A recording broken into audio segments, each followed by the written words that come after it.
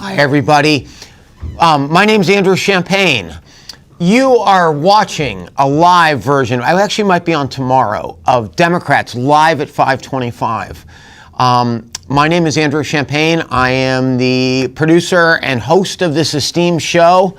I have an amazing guest with me today, a great friend of mine, a fellow delegate from Vermont, who also works for Congresswoman Becca Balint. We're focusing on Veterans Affairs. My great friend Owen Doherty, we're going to pass to him. Hey everybody, Owen Doherty. Excited to be here with Andrew. Okay, Owen lives in the South End. I live in the Old North End, and we have a lot to talk about. A couple first things before I get to the meat of the program, we've got to talk. And Kevin, you know I've done this every show for 4 years. We got to talk about COVID. Okay, we're going to put up that 211 number. If you have any questions about COVID, if you have income sensitivity, if you have trouble with, right there. If you have trouble, if you're having mental health problems, if you're having physical problems, if your housing situation is not good, if you are depressed, these are all results of COVID. We will not know what COVID's real historical impact will be for 20 years. But we see with the mass scores, we see with a lot of things with young people, especially young men not going to college right off the bat, we see some tough stuff. Okay, so 211 is the state hotline for help on COVID. How to get a shot. There's a new shot. It's out. You can get it. How to apply for 3 squares, which would be food stamps. How to get a library card. How to access Medicaid, Medicare. We want you. We need your help. As we do this show, we are in the Old North End of Burlington, which is very culturally vibrant and beautiful, but it's also the poorest neighborhood in Vermont. There's some very, very poor people here. So, now, segue into COVID. Half the delegation in Chicago got COVID, including you. Are you okay? I'm great. Never better. It's been a couple weeks now. But you see something like the convention was a super spreader, 20,000 plus people in one small jam-packed arena. And COVID has not gone away. Can we put up that 211 again, please, one more time? Okay? Yes. And, okay, I'm going to shift for a couple minutes. There was a death in the Burlington family, not just Democratic family, but also CCTV, Town Meeting TV. Mr. Bill Keogh, age 93, one of the greats in Burlington. I love you, Bill. Former state legislator, former city council president, veteran, former parks commissioner, just all-around good guy who cared about Burlington, passed away. Owen, did you ever get to meet Mr. Keogh? I don't think I ever did, but legendary guy, and so definitely heard about him and stories about him.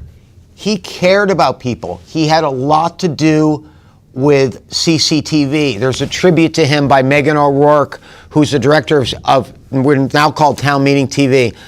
Bill, I think every great small town has him. Somebody that cares, okay? That would go to the hundreds and literally thousands of meetings he attended on city council, state legislature. He was a leader, but he could talk to the governor the same way he would talk to someone collecting cans on the street. He had respect for people. He was a U.S. veteran. He was really a wonderful guy. Kind of reminded me of my late father. Really cared about people. Always trying to do the right thing. Always helping someone. He will be missed. His imprint on Town Meeting TV is huge. And then his 8 years in the legislature. He was a real South End guy. He was a Burlington guy. And, I'm almost tearing up thinking about him. He was such a good dude. Oh, God, he was such a nice guy. He called me Andy.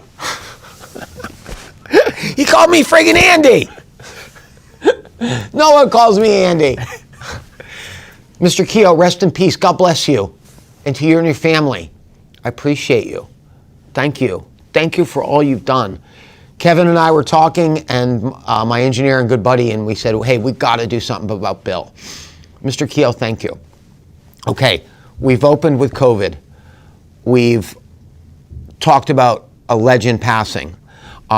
Okay, we're going to talk very quickly about the primary, which is about 3 weeks, happened about 3.5 weeks ago, we had some interesting races. The Senate races, I think there was a mild upset. I thought Stuart Ledbetter was gonna take one of those seats. What do you think, Owen? Yeah, I wasn't sure. It's hard to beat an incumbent, but Stuart probably ran the best campaign you can against some incumbents and couldn't do it. Wasn't even really that close in the end. But for a first-time candidate, did very well. For a first-time candidate, did extremely well, and definitely gave people a run for their money, which is good. People should be running for these seats, not just owning them. Everyone can run. Now, what was kind of interesting was the progressives and Democrats teamed together to run as a slate, and they all won. And the one thing I take away from the primary, though, is the turnout. What was the percentage, Owen? It was I don't have that under 20. I don't think it was very much. It could have been about 17, 18%. And so congratulations. Also, our friend Thomas Renner ran a really interesting campaign for lieutenant governor, really creative guy. City Councilor Winooski also works for Congresswoman Ballant. Of color, LGBTQ. We had a great time with him yesterday at the Pride Parade. He came within 150 votes of beating Mr. Zuckerman, the incumbent lieutenant governor. We got to congratulate David. Maybe we could put that picture up, Kevin. I'll tell you, that guy runs hard, Owen. He's everywhere. He's everywhere. Great job. He's a well-known guy. Congratulations on his re-election. There he is. Yeah. Now, that's in the old days with the ponytail. And he donated that ponytail for, what is that group? Locks for Love, right? I think so. The cancer group? Yeah. Okay. So one thing we did see, Abby Duke did win the primary, but her opponent has decided to run against her in the general. Now, that's not usually done. Owen, what do you think? You think Misa just thought, hey, the turnout is so low, the students aren't around, I just go for it again? What do you think? I mean, turnout will certainly be higher in November. And absolutely. So, it's a gamble to run again. Put yourself out there for a couple more months. I don't know if I would ever do that. But, if you think that, the voters didn't get every voter got a fair shot, then might as well, try it again and see how you do. Don't look at me. Look at the camera. Abby, we like Abby. I personally, I don't think I would run in a primary and then run again. But God bless America, man. What I think, what I say, what I care about, not everybody does. Misa has every right. The problem in August is that the students are not here. And for example, the biggest freshman class in UVM history, 2,900 students. Owen, you're a UVM alumni. Cats go. Yeah. You're former UVM college Democratic chair. It's amazing the influx of the students with their energy, their enthusiasm, their youthful energy, their mopeds, their crazy music. I feel like there's less mopeds every year, though. These kids aren't wearing helmets. That's a problem. Please wear a helmet. Even if you ride a bike, don't go faster than you want to fall. The freshman class is 2,900. What do you think your class was? Probably like 22 or 23, right? Yeah, somewhere in the 20-somethings, not 29. No. Maybe 25. Yeah. Okay. Most.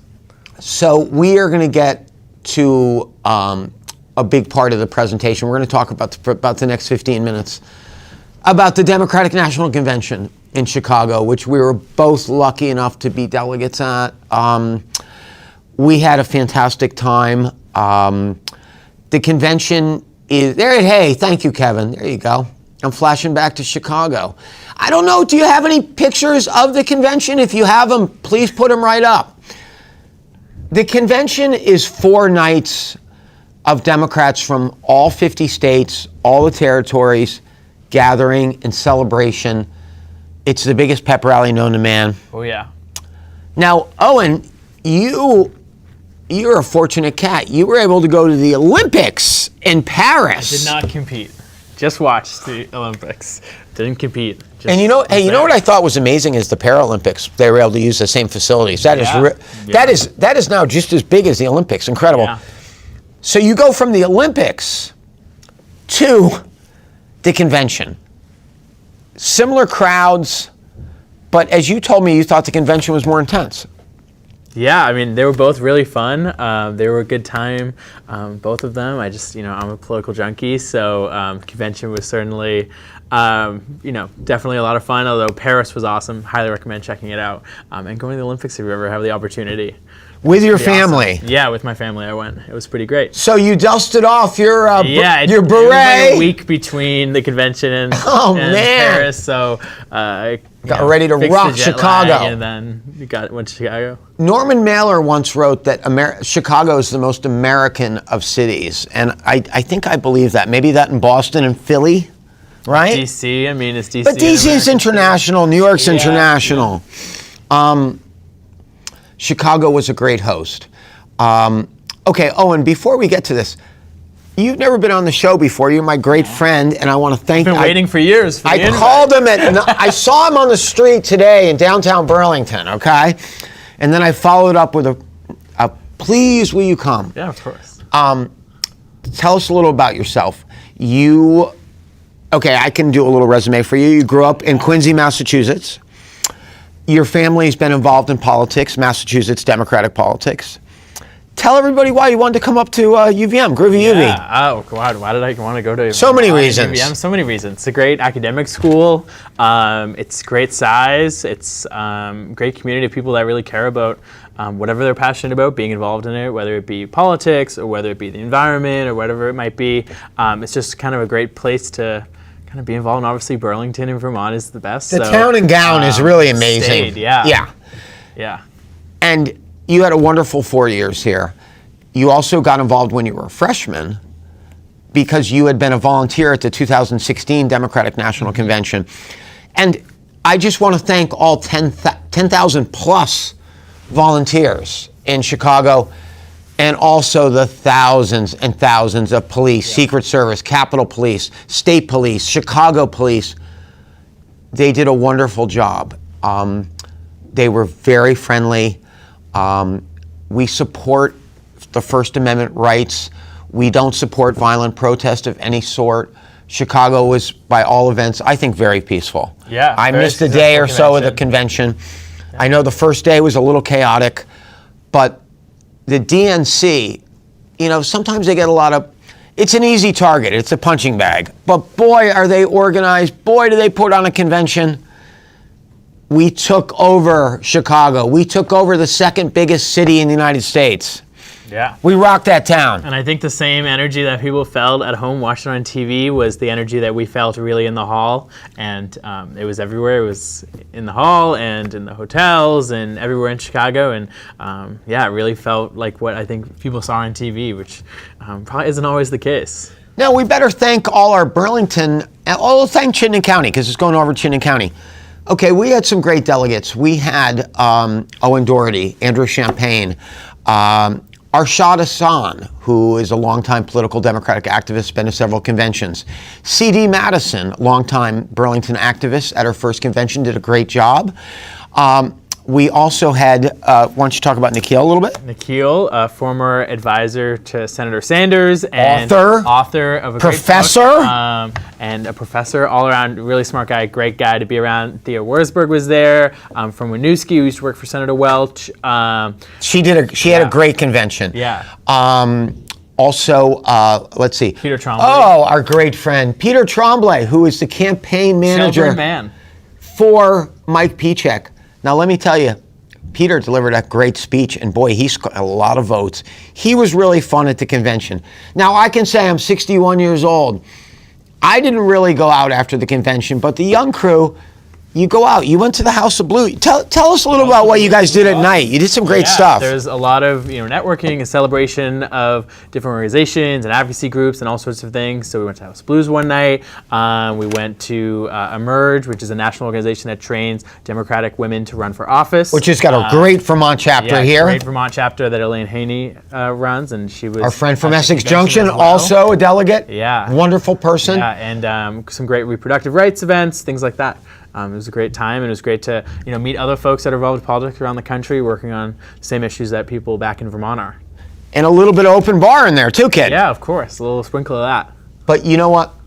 Sure, the convention's a party, but it's really networking. We are ambassadors for Vermont. I've been to 4 conventions, and I've come to the conclusion of the 50 states, there's about 15 that people really consider special. And Vermont is one of those states. And people want to come up and talk to us about Senator Sanders, Bernie, about Ben and Jerry's, about fish, The iconic things. Maple about syrup. the lake, about Burlington, about maple syrup. We had an epic maple syrup toast at one of our breakfasts. And, you know, I got to thank the staff of VDP, the chair, David Glidden, vice chair, Amanda Gustafson. I know Amanda Gustafson in Burlington. I'm sorry, I always do that. Amanda Gustin. Amanda Gustafson is the lead singer in a band called Swale. Excellent pianist. Amanda Gustin, who is a city councilwoman from Berry City and is the vice chair of the party. Also, hey, I got to give a big thanks out to JD, Jim Dandino, the chair of the party. He's been planning this for the year. He planned the state convention, which we had at the Hilton, which we had about 500 people there for a wonderful dinner, wonderful convention. I'd also like to thank Sheldon Goodwin, who is a staffer for VDP. It's really about a 20-hour day. 20-hour a day. For them. Oh, yeah. Take it through a day. Take it through a day. You know, from 7 in the morning, about 2 at night. Take it through a typical day. We all stay together in a nice hotel. We actually stayed together in a very historic hotel called the Palmer House, where supposedly the brownie was invented. It's one of those places where I think, as my mother would say, you pay for the lobby. The rooms were a little old, but we had a blast. The windows open, though. It was historic. It's historic. It was right downtown. It rocked. Okay, take us through a day in the life of a delegate at the Democratic National Convention. Yeah. Starts early. Well, yeah. So, you know, the whole goal of the Democratic National Convention is to build enthusiasm and excitement for the candidates going into the fall, and of course to nominate the president and vice president as well. So it all revolves around that. So usually it started for us every day at 7:30 with a breakfast with the whole delegation, the whole Vermont delegation. And, nice hot breakfast, which was great. Yeah. You know, it was a hotel breakfast. It wasn't that nice. Oh, it was fun. It tasted good. You know, it's just a good time to reconnect with folks from Vermont and the staff. Any announcements, anything like that people need to know about, and then also time for speakers as well. Folks will come. We heard from, of course, our own senators and Congress people, but Congresswoman Catherine Clark, who's the, I think, assistant speaker. She's a House Whip, I believe. House Minority Whip. House Minority Whip, that's what it is. She used to be the assistant speaker when they had the majority. Congressman Clyburn from South Carolina. Your mayor, buddy. Senator Chris Coons. Oh, the mayor of Boston, Michelle Wu. Who is fantastic. All folks are great people. And then you're forgetting the best, though, Jim Clyburn. Jim Clyburn. Yeah, I said that. Oh, okay. Yeah, from South Carolina. It was really fun to have these guys come, like Senator Coons, total insider. Jim Clyburn, total insider. He talked about, he's an African American, he's 80 years old, he's been a congressman for a long time in South Carolina. He talked about his little town. I mean, I wiped away tears in the morning, I did, where his parents weren't allowed to use the town library. And how far he's come. He is the number 3 guy in the House. He's also the coolest cat. I want to thank Representative Clyburn. I know you're not watching this, and your wife. She was so nice. And I also want to thank, I got to thank Senator Peter Welch. I would like to put his picture up there too, please. Senator Welch spearheaded, got these guests, paid for breakfast.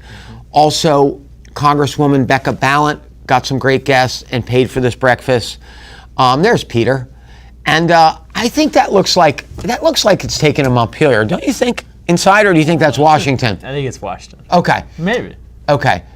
Senator Welch and his wife Margaret are such wonderful people. And so the breakfast is really intimate. You're there with about 30 people. You're getting the top people in the country coming to talk. And that's also where you get your credential for the day, which everyone has to have to go into the convention.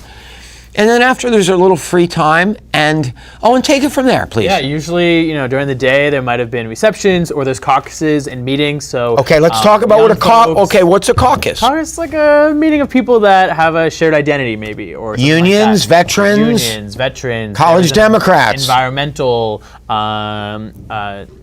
women, all sorts of different caucuses. That a lot of union stuff. Thanks to our union brothers and sisters. Yeah. All sorts of folks that are meeting throughout the day, and they'll have speakers at those. They'll talk about different issues pertaining to the caucuses, all sorts of stuff like that. Just a good time to network, meet like-minded Democrats as well. And then around 4 or 5-ish, folks head to the convention. A little earlier. Hall. We left at 3:30, I think. We left at 3:30, but we had to. That's because it took so long to get there. The United Center, where the convention was a few miles from downtown, and so the DNC had it superbly organized. Had some great shuttle buses, and then you go through security, and it's quite a scene getting in. Mm-hmm. And once you're in, you go sit with your delegation, and it's packed to the gills. You have to sit in your seat. There's no empty seats. Sometimes the floor is actually closed. Talk about the scene inside the convention, because most people have not been inside. It's hard to imagine, I think, because it's not like a sports game or a concert where everybody's sitting the whole time for a small amount of time. It's a very long amount of time. People are moving around across the floor. Different folks are heading different places. So a lot of things are happening. There's messages being shared between delegations and whatnot, but really around prime time, 8, 9 o'clock at night, things really settle down. People stay in their seats. And the floor is actually closed because what happens is, and I'm not giving away any secrets here, is for the last 150 years, there's always more passes given out than the hall can hold. They want it packed. And the fire marshal can and will close the building, and they can close the floor, which is where the delegates are. So you're sitting there. It's quite something. I mean, it went I might not have the roster. It went Elizabeth Warren, Stevie Wonder, the Chicks, Pink, John Legend, Tim Waltz, the Second Gentleman, Al Sharpton with the Central Park Five. One of my all-time favorites. We got to put a picture of him up. I grew up with this guy, Mr. Bill, President Bill Clinton. He kicked ass at the convention. He was scheduled to speak 12 minutes. He went 27. But that's what we want. He is the eminence grace. I don't know, Kev, if you got one of those, a dollar bill there. We love him. Now, some of the young delegates, didn't quite realize how, he attended his first convention in 1972. He spoke at 12 conventions. Wow. Now, with Jimmy Carter, let's see, today is September 9th. Less than 30 days, he'll be 100. It's going to be 100, and he also will be eligible to vote early in Georgia. He will be able to vote for Kamala Harris. Now, I want to thank the whole and I forgot to thank Ryan McLaren, who is our national committee man from Essex Junction, and also just my dear friend, and always has helped me out. Did we get all the hey, we got to put up our two wonderful alternates. Yeah. Over 30 years in city government for these two. Former Council President Karen Paul and former Mayor, let's go, Moreau Weinberger, who is now teaching at the Kennedy School at Harvard. They both did a wonderful job. There you are. Mr. Mayor, I'm proud of you down at Harvard teaching all the students. Your political career is not over. You have a lot to give, both nationally and in the state of Vermont. And I don't know if we have, if we have Karen, the former city council speaker, and Karen Paul, our dear friend. And she was at the convention. She suffered a broken arm a couple days before the convention. She still showed. She was there with her wonderful husband and her daughter. There she is, sitting through probably one of the thousands of city council meetings she's been through in 20 years. Karen, I think you have a bright future in politics too, and you did a wonderful job in Chicago. It was fun sitting in the lobby with you, talking with everyone. We had a blast. Now, okay, we have 11 minutes left. We're going to talk about the debates and campaign. Let's take 2 minutes. Take 2 minutes and sum up the the convention, your thoughts, the honor of being there, what you took away from it, what energy, what do we need to work on? And just let me hear it. Yeah, I mean, I'm definitely feeling fired up after the convention and about our candidates. But worried still, and I think everyone should be worried still. This election is going to be decided. Very close. It's going to be very close no matter how excited you are, no matter how many of your friends you think are voting for Kamala Harris and Tim Walz. So I'm feeling fired up to, make phone calls. I made phone calls last week. There they are. So I made phone calls last week. With Gabby Giffords, who gave a great speech. Yeah. Boy, Kamala looks really radiant. She's right where she needs to be. Okay, and also I need to throw up a picture of my guy, Mr. Joe. I love him. I love President Biden and Dr. Jill. Thank you for having the honesty and the courage to realize that your 4 years were amazing. You probably are the best president of my lifetime. Okay, and your courage and honesty and recognizing that maybe the torch needed to be passed. You're a great man, Joe. You're an honest man. Boy, you care about this country. You care about your family. You care about America. I'm honored. I was honored. I was a delegate for you in 2020.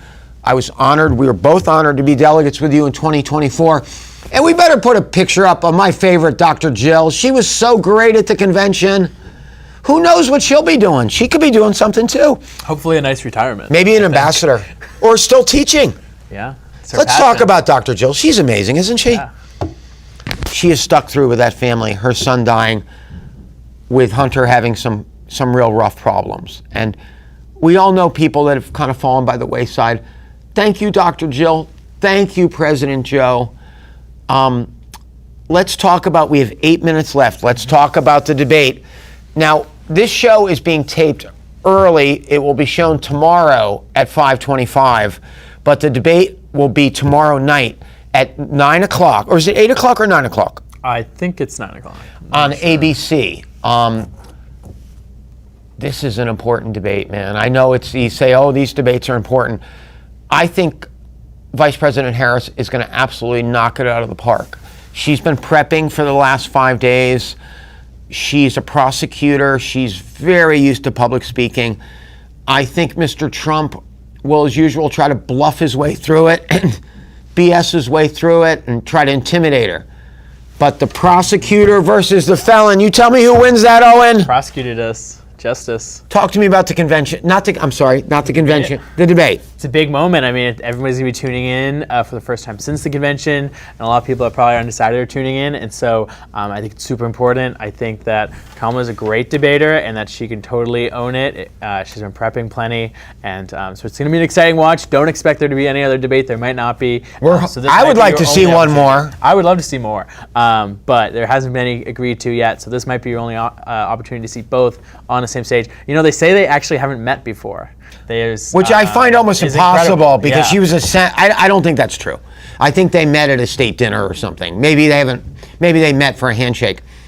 Now, Kamala, let's talk about her. Prosecutor, Attorney General, U.S. Senator, Vice President. Talk about a resume, man. Mr. Trump is intimidated by her, I think. And he reacts very poorly to intelligent, opinionated women. He goes for the most vicious, racist, sexist. He's questioned her ethnicity. He's very, he's a very insecure person. He's a narcissist. I called him a traitor on the show. So I told Kevin we will never show his picture on this again. Now, I was told that former President Bush announced that he's not voting for Trump. He maybe not even voting. I didn't see that. I saw Dick Cheney's voting for Kamala, but have not seen any with the president. Former President Bush, moderate to conservative Republican, is appalled by this MAGA stuff. And our country is moving forward. We cannot go back to what Mr. Trump for example, where is he on Ukraine? Where is he on Israel? Where is he on fentanyl? Where is he on the infrastructure of America? Where is he on COVID? He talked about injecting iron supplements. And remember when bleach. Remember when he had that thing at the White House where all these people got terribly sick? And I think he's lost his senses. He doesn't seem to be able to keep a coherent paragraph. I think he's going to try to intimidate Kamala. I don't think she's going to be nervous at all. Owen, break it down how it's going to go. No, I think she's ice cold. She's going to do a great job. She's going to lay it out clearly. You know, the choice is clear. A new path forward, or the same old Trump that's run 3 times in the past and has never won the popular vote. You know, she's going to move the country forward on everything that matters to people. Education. Equal rights. You know, they've capped insulin prices for seniors at $35 a month. And they're going to keep doing more of that, and probably plenty more of that in, I think, a Harris administration. So very exciting. Trump, all he wants to do is rehash what's happened before. He wants to talk about Joe Biden. He wants to talk about Hillary Clinton. Let's talk about his record, his very poor record. He has no overturning Roe versus Wade, okay? Overturning affirmative action, okay? That's racist, sexist stuff, okay? A woman has the right to make her decisions about her own body. That is a basic tenet of the Democratic Party. And as Thomas Jefferson put it so eloquently, life, liberty, and the pursuit of happiness. Also, the end of affirmative action. So some kids from the inner city, new Americans, kids who aren't rich kids, maybe kids who aren't white kids, can get a break and go to great school. I think that's a big mistake. We saw how he got 3 Supreme Court justices on, including one at the last minute. Yeah. That is his lasting legacy. For example, Clarence Thomas, the worst Supreme Court justice in American history, was nominated by the first President Bush. The gift that keeps on giving. That was 1990. Now, I haven't asked Owen what he thought. I maybe talked about this. I would support a flat 20-year term for a Supreme Court justice. Oh, yeah. I think even age limits, maybe not 20-year term, but 80. You know, if you turn 75, you leave the bench. Right. I think is fair. 70, you know, and then you get folks, you know, maybe they nominate people that are younger, so 20-year term is a good idea, but there definitely needs to be Supreme Court reform. The current Supreme Court right now is totally unhinged, totally, you know, radical, and not under any ethical guidelines, and I think that's wrong. And so, it's the highest court in the land, but it doesn't seem to have any ethics or any sort of accountability. Doesn't have a rudder. Yeah. Now, Kevin, I got a question for you. Can we go to 6:05? Because we still... Yeah, okay, we got 8 more minutes. Do you mind sticking around? Sounds great. Oh, where are you going? I got nowhere to be. You going to some dinner downtown or something? I'm on the show. Also, we see the Supreme Court, you know, really can almost be the, you know, challenges the executive branch. And, you know, I'm an executive branch person. I think the president I think he is above all the other branches, but is a checks and balance. Now, we thought Justice Roberts was going to do some moderation. He helped save the Affordable Care Act, but he's rolled over, and he knows better, okay? And I'm sorry, I'm pointing my pen like some crazy guy, but these people know better. But Brett Kavanaugh and what's the new justice? Amy Coney Barrett. They're ultra-conservative people. And they're just come from this Federalist Society in Washington. They don't have a lot of life experience. They don't know what it's like to be poor. They don't know what it's like to not be white elite. They don't know what it's like to grow up without a family or without someone caring about you. And they're just in their little country club, la-di-da, capital world, and their decisions really affect the whole world. I think Kamala is going to be amazing. Now, let's talk about, okay, let's say you're watching this show. You like politics. Everybody needs to go to a swing state, okay? Or everyone needs to write a check. I'm thinking about going to Pennsylvania. What do you think? You going to New Hampshire? Where are you going? To go wherever you can, whether it be an actual state physically, I think, or whether it's making phone calls. You can do. You've been making phone calls. Making phone calls. But okay. I'm probably going to try and go somewhere. I don't know where yet. I could see you in New Hampshire because you're a mascot. Maine, 2nd District of Maine. Right, Aroostook County. Maine's weird. They vote for their electorals by congressional. So their upper district, Aroostook County, which is as big as Vermont, actually went for Trump. Owen, give everybody some digits about how they can reach the Vermont Democratic Party. What's the easiest way to reach out? Yeah, I think burlingtondems.org is a great spot. Okay, can we type that in? That's right there at the bottom right now. Okay. Oh, thank you so much. The Vermont Dems website, I think, is vtdemocrats.org. Definitely check out there. Lots of Repeat those twice again, slowly. vtdemocrats.org. I'm pretty sure that's what it is, but Yeah. if you just Google Vermont Democrats, it will be there, the Vermont Democratic Party. And there you can volunteer on the national race. You can make calls to swing state voters, or you can volunteer in local races, which are super important as well. There's lots of competitive races across Vermont and in Chittenden County too. And then burlingtondems.org is a local group. burlingtondems.org. Yeah. You can also call the State Democratic Party at 802-229-1783. And hey, man, I don't care. You can call me. Kevin, will you put my number up there for the last 5 minutes, please? Hey, don't call until after midnight. I'm kidding. Okay, we got 5 minutes left. Let's talk for 2 minutes about the Pride Parade yesterday. Bring it on. Great time. It's one of the best days, I think. Who did we march with? We marched with Treasurer Mike Pichek, who's a great guy, doing a great job. He's actually on an unclaimed property tour right now, giving out money that businesses have unclaimed. And he's doing a great job in the Treasurer's office. He's making some real progress on issues that really matter to Vermonters, and all-around great guy. Just married. Just got married like 2 weeks ago, yeah.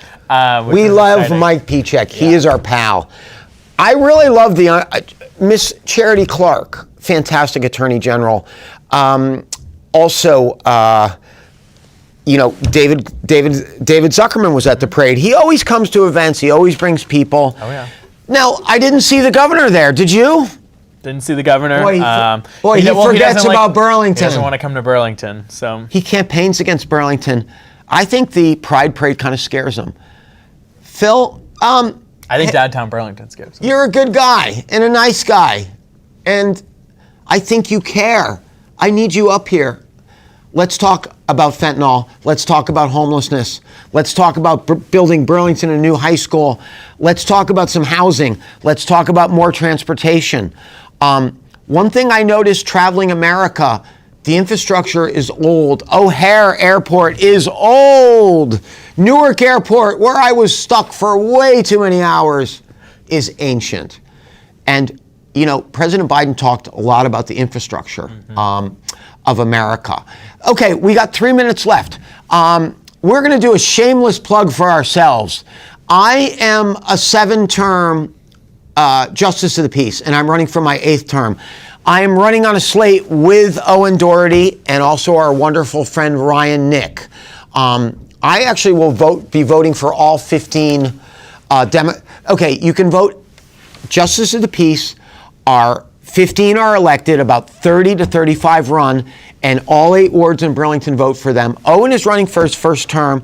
I heartily endorse him. We're running as a slate with our great friend Ryan Nick, who you might know, very much involved in real estate and housing. Great guy, member of the Democratic Town Committee.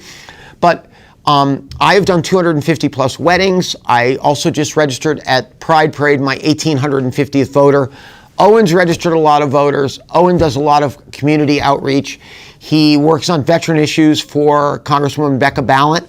We were endorsed yesterday by Treasurer Mike Pichek, and we're going to be calling people. It's not easy to win. We got 2 minutes left. Yeah. We have 2 months out to the election. Talk about that. Talk about what people can do. Give me 30 seconds at the end to thank everybody. Yeah, it's not a sprint. It's not a marathon. It's a sprint to the end, I think, right now. So like I said, people, you got to get out there and volunteer. You got to knock on doors. At the bare minimum, just talk to your friends and family, because that really matters. It really counts to hear from somebody that you know and you trust that they're voting for the Vice President and Tim Walz or whoever you're voting for. It really matters to get out there and talk to your friends. Make sure you register to vote. In Vermont, you have same-day registration. Early voting, which I recommend. Yeah, early voting. Get out there and vote early. And yeah, there's lots of great races locally in our race, and also nationally. The stakes are really, really high. Really need everyone to get out there and vote. Don't leave it to the last minute. You never know what's going to happen. So get out there and vote. Tell your friends to vote. It's not going to be enough just for you to vote and to win. It's going to be enough for if you need to make sure you're doing something, knocking on doors, making phone calls. We've got to do a little bit more. You've got to take it do what you can and then some more.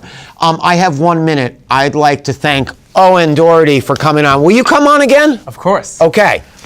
I'd like to thank Kevin Harms, my wonderful engineer and friend. I'd like to thank my executive producer, Jordan Mitchell. I'd like to thank the head of Town Meeting Television, Megan O'Rourke. I'd also like to thank the emeritus of Town Meeting Television, Miss Lauren Glendavidian. We will be on next month, the second Tuesday. We thank you, Andrew Champagne and Owen Doherty. Go Dems. It's going to be a great debate. Thanks so much for watching. And we're going to close. If we had 1 more minute, maybe we could put up that picture of Bill Keogh on the way out. Are we over? Or? I think they're cutting us off. Okay, hold on. I should have said that.